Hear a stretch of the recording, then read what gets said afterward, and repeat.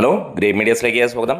Kerala state film award 2025 പ്രഖ്യാപിക്കാൻ പോവുകയാണ് 2024 ചിത്രങ്ങൾക്ക്. അതിനിടയിൽ തന്നെ വലിയ രീതിയിലുള്ള ഒരു ചോദ്യം, പല സംശയങ്ങൾ, അതെല്ലാം നമുക്കൊന്ന് ചർച്ച ചെയ്യാം. ഇക്കുറി ഗംഭീരമായിട്ടുള്ള ഒരു മത്സരം എന്നുള്ളത് തന്നെയാണ്. പക്ഷേ നമുക്ക് അക്ഷരാർത്ഥത്തിൽ അറിയാം, വലിയ മത്സരങ്ങളൊന്നുമില്ല. ഒരു സൈഡിൽ മമ്മൂട്ടിയും ബാക്കി സൈഡിൽ ബാക്കിയുള്ളവർ മമ്മൂട്ടിയുമായി സ്ഥിരമായിട്ട് കാണുന്ന പാറ്റേണിൽ ഒന്ന് മത്സരിക്കാൻ വരുന്നതുമാണ്. എന്തായാലും അതിൻ്റെ കാര്യങ്ങളിലേക്ക് കടന്നു വരാം. അതിന് മുന്നോടിയായി ഒരു കാര്യം കൂടി ചോദിക്കാം. നിങ്ങളുടെ മനസ്സിൽ തോന്നുന്നത് ആർക്കാണ് ഈ ഒരു സംസ്ഥാന അവാർഡ് ലഭിക്കാൻ, മികച്ച നടന്, മികച്ച നടിക്ക്, മികച്ച ചിത്രം ഇങ്ങനെയുള്ളതിൽ ലഭിക്കാൻ ഏറ്റവും അർഹമായിട്ടുള്ളത് എന്ന് നിങ്ങളുടെ മനസ്സിരുത്തി നിങ്ങൾക്കൊന്ന് കമൻറ്റിലൂടെ വരാം. ഇവിടെ ആരാധകനാകുകയോ അല്ലെങ്കിൽ ഫേവറിസമോ ഒന്നും ചെയ്യരുത്. കൃത്യമായി നിങ്ങൾക്ക് തോന്നുന്ന ഒരു കാര്യം മാത്രം പറഞ്ഞു വരിക. അതിന് മുന്നോടി ചാനലൊന്ന് സബ്സ്ക്രൈബ് ചെയ്ത് തരണമെന്ന് അഭ്യർത്ഥിക്കുന്നു. നിങ്ങളുടെ കട്ട സപ്പോർട്ട് ഉണ്ടെങ്കിൽ നമ്മൾ എത്രയും പെട്ടെന്ന് 65,000 സബ്സ്ക്രൈബേഴ്സിലേക്ക് എത്തുന്നതായിരിക്കും. കേരള സ്റ്റേറ്റ് ഫിലിം അവാർഡ് 2024 നോക്കുന്നത്. ഇതിനകത്തിൽ ഏറ്റവും മുൻപന്തിൽ നിൽക്കുന്നത് ബെസ്റ്റ് ആക്ടർ, നമ്മളെല്ലാവരും ഉറ്റുനോക്കുന്നത് അത് തന്നെയാണ്. മമ്മൂട്ടി, ആസിഫ് അലി, മോഹൻലാൽ, ഇവർ 3 പേരും കൂടി ഉള്ള ഒരു ലീഡ് ടൈറ്റ് റേസ് എന്ന് തന്നെയാണ് നമുക്ക് അറിയാൻ കഴിയുന്നത്. മനോരമ പോലെയുള്ള പത്രങ്ങൾ അല്ലെങ്കിൽ അവരുടെ ചാനലുകളെല്ലാം പുറത്തുവിടുന്ന കണക്കുകൾ അനുസരിച്ച് അങ്ങനെ തന്നെയാണ് വരുന്നത്.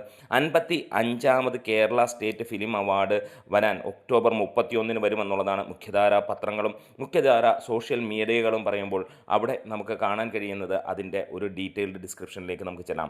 Raise for the best actor എന്താണെങ്കിലും നോക്കിയിരിക്കുമ്പോൾ മമ്മൂട്ടിയുടെ അതിഗംഭീരമായിട്ടുള്ള അതിമാനുഷികമായിട്ടുള്ള ആ ഒരു കൊടൂര പെർഫോമൻസ് ആയ കൊടുമൺ പോറ്റി തന്നെ രാഹുൽ സദാശിവൻ്റെ ഗംഭീരമായിട്ടുള്ള ഹൊറർ ത്രില്ലർ ഗണത്തിൽ വന്ന ഭ്രമയുഗമാണ് ആദ്യം നിൽക്കുന്നത്. എന്താണേലും ഒരു കാര്യം ഉറപ്പിക്കാം, 100ൽ 100 കഴിഞ്ഞ് അല്ലെങ്കിൽ 100ൽ 100 നേടിയ ചിത്രം എന്ന് തന്നെ പറയാം. പെർഫോമൻസിൻ്റെ കാര്യത്തിൽ ഒരു സംശയവുമില്ലാതെ നമുക്ക് എല്ലാവരുടെയും മനസ്സിൽ തോന്നിയ ഒരു കാര്യം, ഇമാതിരി കൊടൂരമായിട്ടുള്ള പെർഫോമൻസ് വേറെ ഒരു നടനും കഴിഞ്ഞ 10 വർഷം എടുത്തു നോക്കിയാൽ മമ്മൂട്ടി പോലും ചെയ്തിട്ടില്ല എന്ന് തന്നെ നമുക്കറിയാം. എന്തായാലും മമ്മൂട്ടിക്ക് അവിടെ കട്ടയ്ക്ക് വെല്ലുവിളിക്കാൻ കഴിയുന്ന ഒരു ചിത്രമുണ്ട്, നൻപകൽ നേരത്ത് മയക്കം എന്ന് പറഞ്ഞ ആ സിനിമ. എന്തായാലും വ്യത്യസ്തത പുലർത്തുന്ന കഴിഞ്ഞ 3 വർഷങ്ങളിലും മികച്ച നടന് വേണ്ടിയിട്ടുള്ള ഫൈനൽ റൗണ്ടിലുള്ള ആളായിരുന്നു മമ്മൂട്ടി. 2022 അവാർഡിൽ മമ്മൂട്ടി മുത്തമിട്ടപ്പോൾ 23 അത് കൃത്യമായി നമുക്കറിയാമായിരുന്നു മമ്മൂട്ടിക്ക് ലഭിക്കില്ല, അത് പൃഥ്വിരാജിന് തന്നെ പോകണം എന്നുള്ളതും. പക്ഷേ അവിടെയും ഗംഭീര പെർഫോമൻസ് മമ്മൂട്ടിയുടെ തന്നെ ആയിരുന്നു എന്നുള്ളതിന് ആർക്കും സംശയവുമില്ല. ഇക്കുറിയും മമ്മൂട്ടിയുടെ തന്നെ അതിഗംഭീരമായിട്ടുള്ള പെർഫോമൻസ് ആണെന്നറിയാം. അടുത്ത വർഷവും അങ്ങനെ ഉണ്ടാകുമെന്നുള്ളതും നമ്മൾ പ്രതീക്ഷിക്കുകയാണ്. ഇനിയും അടുത്ത കാര്യങ്ങളിലേക്ക് കടന്നു വരികയാണെങ്കിൽ, ആസിഫ് അലിയാണ് രണ്ടാമത്തെ സ്ട്രോങ് ആയിട്ടുള്ള കണ്ടസ്റ്റൻ്റായിട്ട് നിൽക്കുന്നത്. അദ്ദേഹത്തിന് ഏകദേശം 3-4 ചിത്രങ്ങളാണുള്ളത്. മികച്ച രീതിയിലുള്ള പെർഫോമൻസോട് കൂടിയുള്ള ലെവൽ ക്രോസ്, കിഷ്കിന്ദ കാണ്ഡം, അഡിഗോസ്, അമിഗോസ് എന്ന ചിത്രങ്ങൾ. പക്ഷേ എടുത്തു പറയാവുന്ന കാര്യങ്ങൾ, ഒരുപക്ഷെ ഇത് എനിക്ക് തോന്നിയ ഒരു കാര്യമാണ് ഞാനിവിടെ പറയാൻ പോകുന്നത്.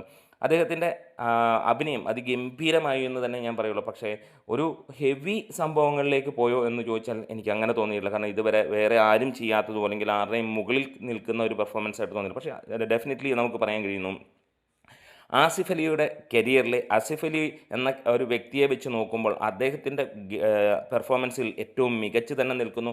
ഡീസൻ്റായിട്ട് ചെയ്തിരിക്കുന്നു, ഒപ്പം ഒന്നിനൊന്നിനും വ്യത്യസ്തമായി ചെയ്തിരിക്കുന്നു എന്നുള്ളത് തന്നെയാണ്. മമ്മൂട്ടി, മോഹൻലാൽ തുടങ്ങിയവരെ കമ്പയർ ചെയ്യുമ്പോൾ അവർ ചെയ്തു വെച്ചിരുന്ന കഥാപാത്രങ്ങൾക്ക് മുകളിലേക്ക് നമുക്ക് വിരളമായിട്ട് മാത്രമേ വല്ല കാലങ്ങളിലും ആരെങ്കിലും ഒരാൾ അതിൻ്റെ മുകളിലേക്കുള്ള ഒരു പെർഫോമൻസ് കാണാനും കഴിഞ്ഞിട്ടുള്ളൂ. പക്ഷേ അദ്ദേഹത്തിൻ്റെ ഈ ഒരു പെർഫോമൻസ് മികച്ചതായി തന്നെയാണ് നമുക്ക് പറയാനുള്ളത്. മോഹൻലാലിനെ ആണ് മൂന്നാമത്. നമ്മൾ ആദ്യ വീഡിയോകളിൽ നമ്മൾ പറഞ്ഞു മലൈക്കോട്ടെ വാലിബനിൽ മോഹൻലാലും മികച്ച നടനുള്ള വരാം. പലരും ചിരിക്കുകയും കളിയാക്കുകയും ഒക്കെ ചെയ്തിട്ടുണ്ടാകാം അത് ആ ഒരു വാർത്തയിൽ.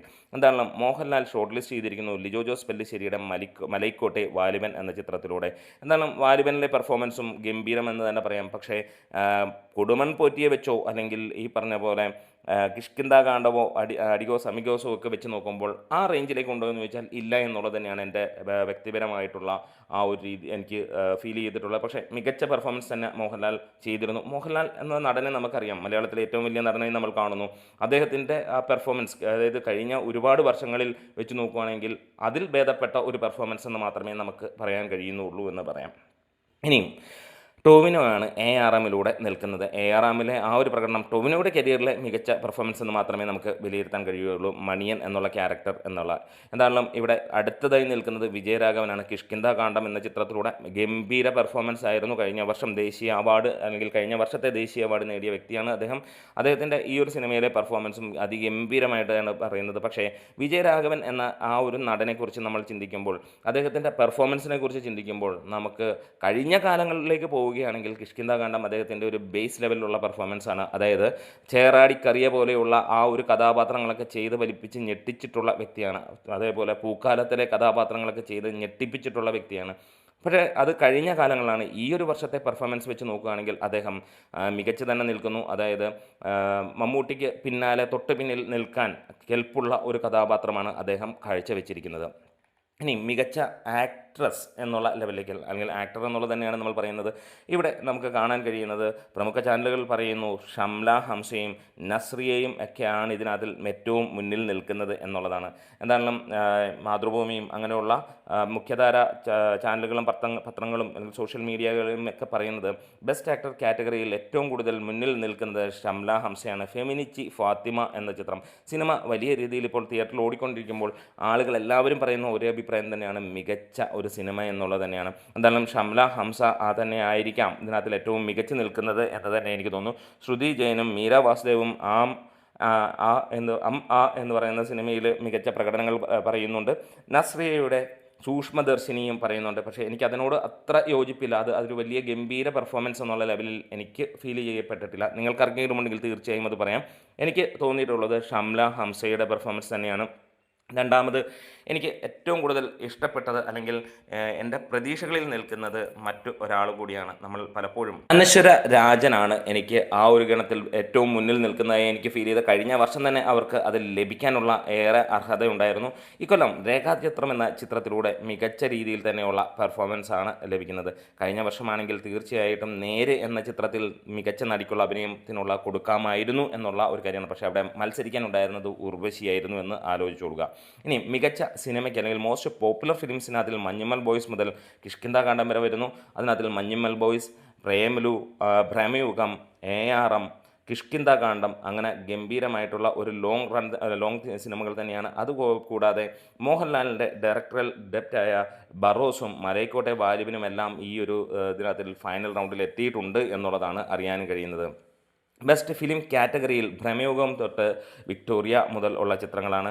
രാഹുൽ സദാശിവൻ്റെ ഭ്രമയുഗം ഒട്ടുമിക്ക കാറ്റഗറിയിലും അത് നമ്പർ 1 ആയിട്ട് തന്നെയുള്ള ചോയ്സായി നിൽക്കുന്നു. ഫെമിനിച്ചി ഫാത്തിമ, വിക്ടോറിയ തുടങ്ങിയതാണ് ലീഡിംഗ് ആയിട്ട് എത്തിയിരിക്കുന്നത്. എന്താണ് പ്രകാശ് രാജ് ആണ് ഈ ഒരു ജൂറിയിൽ നിൽക്കുന്നത്. ഏകദേശം ഫൈനൽ റൗണ്ടിലേക്ക് എത്തിയിരിക്കുന്നത് 36ഓളം ചിത്രങ്ങൾ എന്നുള്ളതാണ് അറിയാൻ കഴിയുന്നത്. 128ഓളം എൻട്രീസിൽ നിന്ന് ഈ 36ലേക്ക് എത്തിയിരിക്കുന്നു. 2ആയി തിരിഞ്ഞിട്ടുള്ള ജൂറിയുടെ ആ ഒരു കാര്യത്തിൽ എങ്ങനെയാണെന്നറിയാം. അതേപോലെ തന്നെ പാനലിനകത്തിൽ ഉള്ള പ്രമുഖർ രഞ്ജൻ പ്രമോദ്, ജിബു ജേക്കബ്, ഭാഗ്യലക്ഷ്മി, ഗായത്രി അശോകൻ, നിതിൻ ലൂക്കോസ്, സന്തോഷ് എച്ചിക്കാനം തുടങ്ങിയവരാണ് ഇതിനകത്തിൽ നമുക്ക് ജൂറിയിൽ ഉള്ളതായിട്ട് കാണാനും കഴിയുന്നത്. എന്താണെങ്കിലും ഇവരുടെയൊക്കെ തീരുമാനമനുസരിച്ചായിരിക്കാം ഇതിൻ്റെ ഒരു കാര്യം വരാൻ പോകുന്നത്. അപ്പോൾ നിങ്ങളുടെ മനസ്സിൽ തോന്നുന്നത് ഏതായിരിക്കാം? എൻ്റെ ഫസ്റ്റ് ചോയ്സ് വേറെ ഒന്നുമല്ല, ഏറ്റവും മികച്ച നടൻ അത് മമ്മൂട്ടി തന്നെയായിരിക്കും.